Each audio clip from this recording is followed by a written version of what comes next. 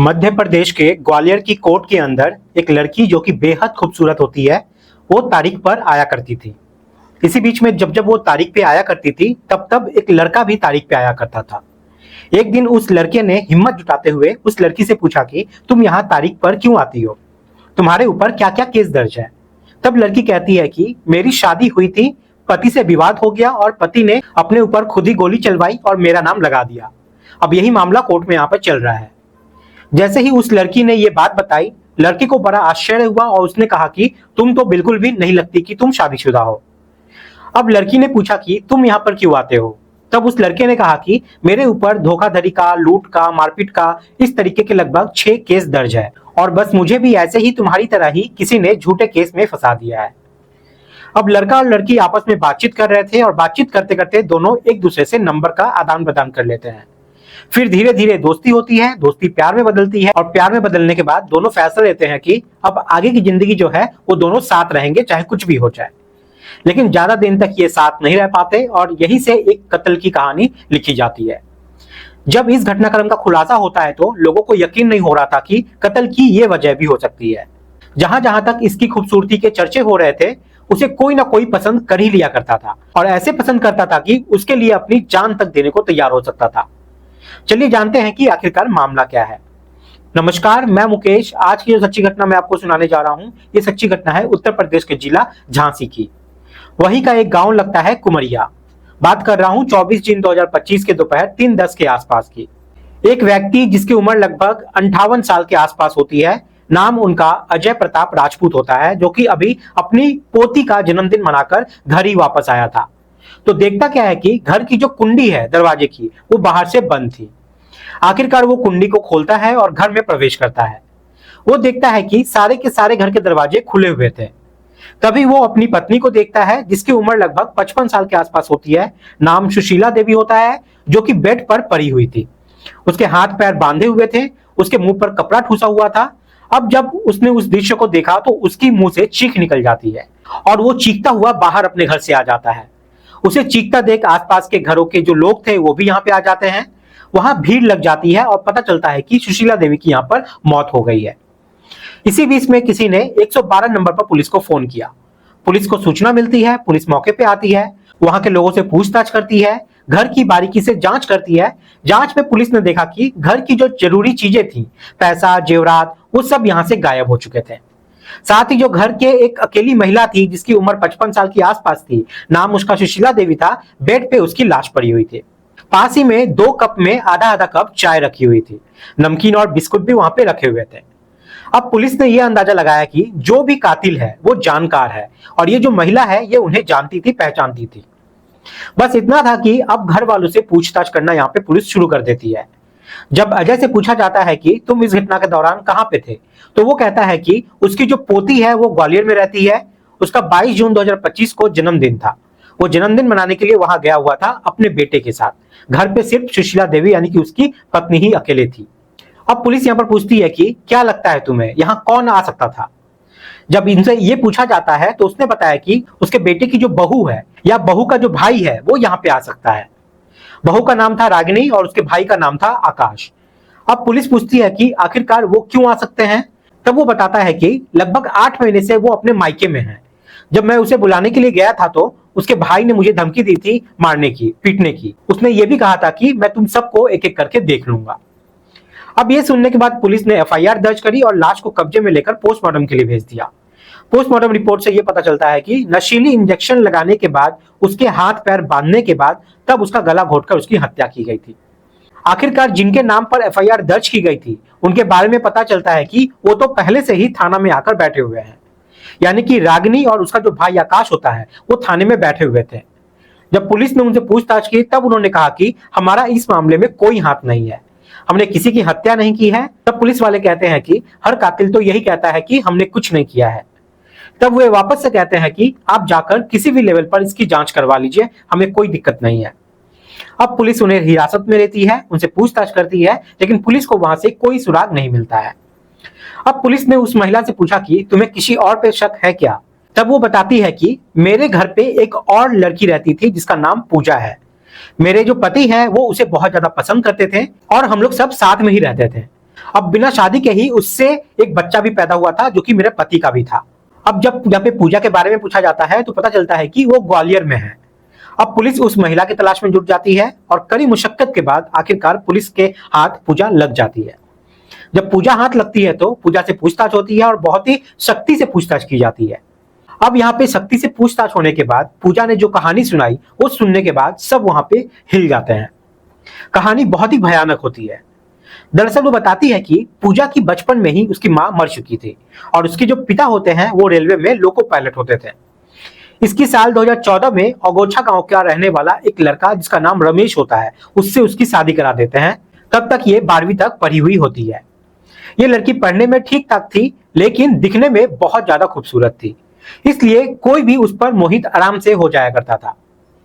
अब वो अपने पति से कुछ ज्यादा ही पैसों की डिमांड करने लगती थी, लेकिन उसका पति कहता था कि मेरे पास इतने पैसे नहीं है और इसी बात को देखते हुए दोनों के बीच में विवाद शुरू हो जाता था। विवाद अब यहाँ पे इतना बढ़ जाता था कि रमेश और उसकी पत्नी पूजा में आए दिन मारपीट हुआ करती थी और इस तरीके से वक्त जो है वो कट रहा था। अचानक से इसी बीच में रमेश पर किसी ने गोली चलवा दी। रमेश उसमें बच जाता है लेकिन वो घायल हो जाता है। वो सीधा पुलिस के पास जाता है और पुलिस से जाकर कहता है कि मेरे ऊपर जो गोली चलाई है वो किसी और ने नहीं बल्कि उसी की पत्नी पूजा ने चलवाई है। पुलिस इस मामले को गंभीरता से लेती है, एफआईआर दर्ज करती है और इस महिला को गिरफ्तार करके जेल भेज देती है। फिर इस महिला को जमानत मिल जाती है, लेकिन मामला अब कोर्ट में चला गया था तो उसे आम दिन कोर्ट में जाना पड़ता था। तो वक्त के साथ ये कोर्ट के तारीखों पे जाया करती थी और जब तारीख पे जाया करती थी तो वहीं पे एक लड़का और आया करता था तारीख पे। देखने में वो भी अच्छा खासा हैंडसम हुआ करता था। नाम उसका कल्याण राजपूत होता है। कल्याण राजपूत और ये लड़की में बातचीत वहां पे शुरू हो जाती है। तो उस लड़के ने पूछा कि यहाँ पे कि तुम यहाँ पर क्यों आती हो। तो उसने बताया कि मेरे पति ने मुझ पर आरोप लगाया है कि मैंने उस पर गोली चलवाई है। हालांकि वो अपने आप को निर्दोष साबित करने की यहाँ पर पूरी तरीके से कोशिश करती है। फिर उस लड़की ने उस लड़के से पूछा कि तुम यहाँ पे क्यों आते हो, तुम्हारे ऊपर क्या आरोप है। तो वो ये बताता है कि उस पर आरोप है लूट का, मारपीट का, धोखाधड़ी का। इस तरीके के लगभग 6 मुकदमे उस पर दर्ज है और वो भी खुद को यहाँ पर निर्दोष बताता है। अब वो दोनों अक्सर वहां पे मिलते थे तो उन दोनों में बातचीत होने लगती है। पूजा उस लड़के से पूछती है कि तुम कहाँ रहते हो। वो बताता है कि वो झांसी के एक गांव लगता है कुमरिया, वहां का वो रहने वाला होता है। अब दोनों की यहाँ पे दोस्ती हो जाती है। दोस्ती फिर प्यार में बदलती है और फिर दोनों एक दूसरे के साथ रहने लगते हैं। महानगर में ही किराए पर एक कमरा लेते हैं और दोनों ऐसे रह रहे थे जैसे पति और पत्नी हो। एक तरफ से रहते रहते उन दोनों को इस तरीके से 6 साल का समय बीत जाता है। फिर 25 मई 2019 की यह बात है। कल्याण जब रोड पर जा रहा था तब उसका रोड पर एक्सीडेंट हो जाता है और कल्याण राजपूत की एक्सीडेंट में मौत हो जाती है। जैसे ही उसकी मौत हो जाती है परिवार वालों का यहाँ पर रो रो का बुरा हाल हो जाता है। पूजा अब सोचने लगती है कि करे तो वो क्या करे। पहले ही बचपन में उसकी मां मर चुकी थी, पिता की भी मौत हो चुकी थी, ऐसे में वो जाए तो कहां जाए। तब उसने फैसला लिया कि वो अपनी बहन जो कि ग्वालियर में ही रहती थी वो उसके घर चली जाएगी और वो उसके घर जाके वहां पे रहने लगती है। इसी बीच पूजा कल्याण के गांव जाती है जहां कल्याण के माता सुशीला देवी, पिता अजय प्रताप राजपूत और भाई संतोष रहते थे। अब गांव में हर कोई चर्चा कर रहे थे कि ये लड़की आखिरकार है कौन। तभी परिवार वाले कहते हैं कि कल्याण दरअसल इसी के साथ रहता था और इसका नाम पूजा है। अब जब कल्याण के घर वालों को पता चलता है कि पूजा की मां नहीं है, बाप नहीं है, तभी घर वाले कहते हैं कि तुम हमारे घर पे रह सकती हो, हमें कोई दिक्कत नहीं है। अब जैसे ही पूजा को ये ऑफर मिलता है पूजा तैयार हो जाती है। पूजा ने 12वीं तक की पढ़ाई की थी और जैसे ही घर वालों को ये बात पता चलती है तो पूजा का सबसे पहले एडमिशन बिजना डिग्री कॉलेज में करवाया जाता है। अब यह स्कूल जाती थी, आती थी, सब कुछ यहाँ पर ठीक ठाक चल रहा था।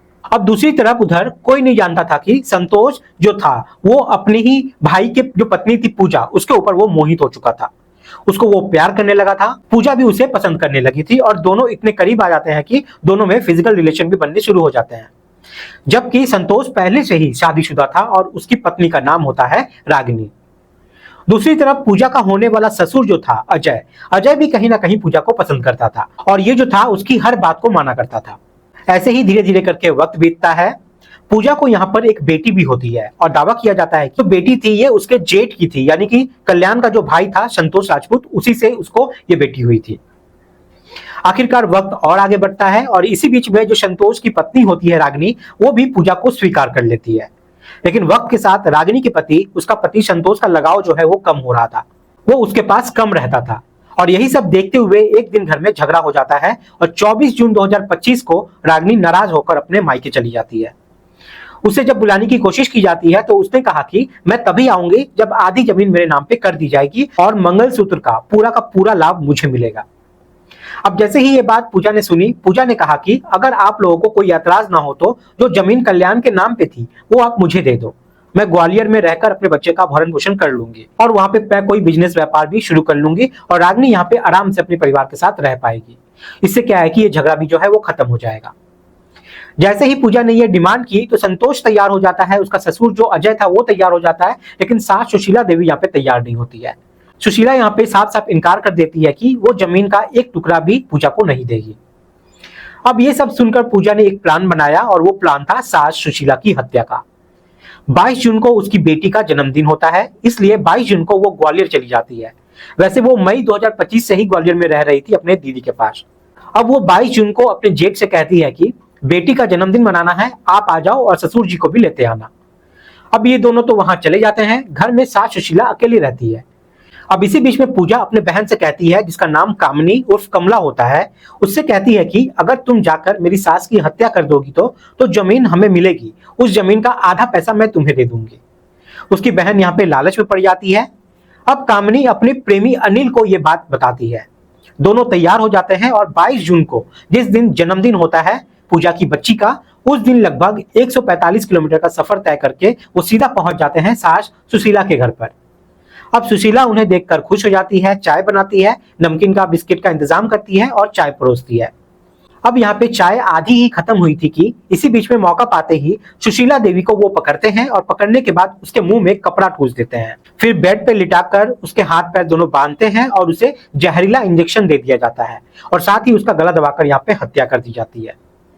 इसी बीच में वो काफी तड़प रही थी, चीख रही थी, चिल्ला रही थी, लेकिन उसके मुंह में कपड़ा था इसलिए वो किसी को बुला नहीं सकती थी और गांव वालों को लग रहा था कि शायद उनके घर में कोई मेहमान आया हुआ है। वो आराम से इस घटनाक्रम को अंजाम देते हैं और अंजाम देने के बाद वहां से चले जाते हैं। अब पुलिस पूजा से ये कहानी पूरी सुनने के बाद पूजा को गिरफ्तार करती है, कमला उर्फ कामनी को गिरफ्तार करती है और साथ ही जो अनिल होता है कामनी का प्रेमी, उसे भी गिरफ्तार करते हैं और गिरफ्तार करने के बाद तीनों को जेल भेज दिया जाता है। पुलिस की जांच पड़ताल में यह भी पता चलता है कि पूजा के कई लोगों के साथ संबंध थे। उसने एक शादी की, फिर उसके बाद फिर दोबारा उसने लिव इन में रहना शुरू किया कल्याण के साथ, फिर उसके बाद अपने जेठ के साथ भी उसने नजदीकियां बढ़ाई और ऐसा भी दावा किया जा रहा है कि वो ससुर से भी नजदीकियां बढ़ा लेती है। हालांकि वो नजदीकियां है या नहीं है ये तो खैर ससुर और बहू ही जानती है, लेकिन जिस तरीके से अखबार में इनकी चर्चा चल रही है इससे यही पता चलता है कि ये बहुत ही गंदी और घिनौनी औरत थी। दोस्तों, इस पूरी घटनाक्रम को सुनाने का उद्देश्य किसी को परेशान करना नहीं है, किसी का दिल दुखाना नहीं है, बल्कि आपको जागरूक करना है, आपको सचेत करना है। आप सब लोग अपना ख्याल रखें, सुरक्षित रहें। जय हिंद, जय भारत।